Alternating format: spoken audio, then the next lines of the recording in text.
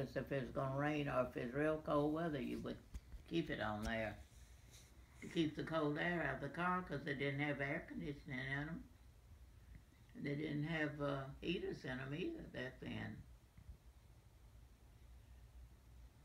And I remember my mother's friend bought this new car. I don't know whether it was a Ford or a Chevrolet.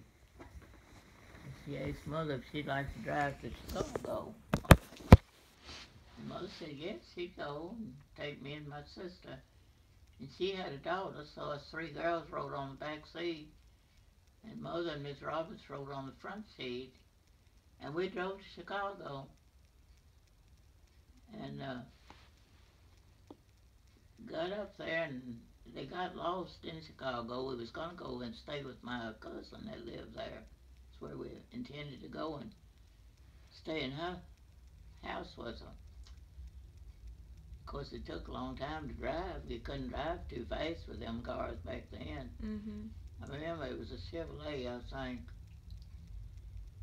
But they made it to Chicago in a day, I guess. We left early one morning. It was real late at night when we got there. I think it was about midnight when we got there. And then they got lost.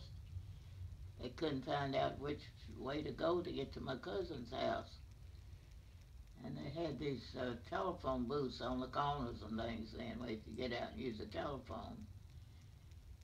So Mother got out and called my cousin and to find out, told her that we was lost and she asked where we was and Mother said, I don't know where we are, we just lost and don't know which way to go.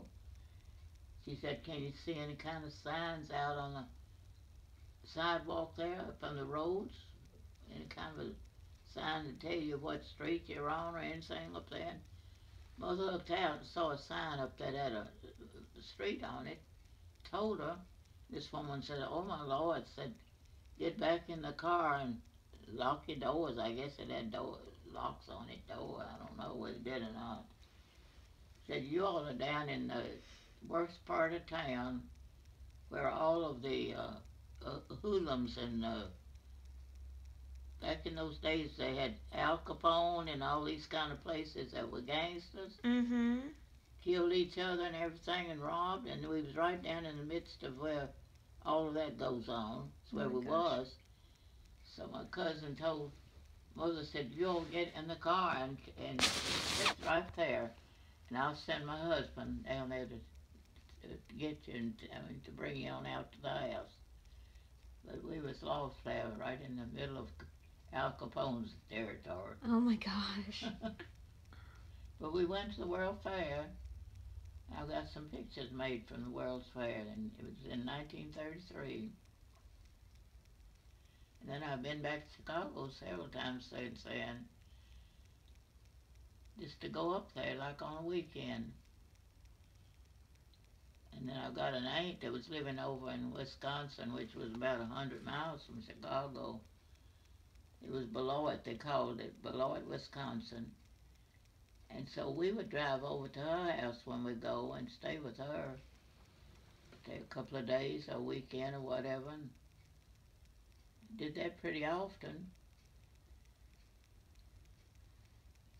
But Beloit is, I wasn't too crazy about Beloit. It stays cold up there. You don't have much warm weather up there.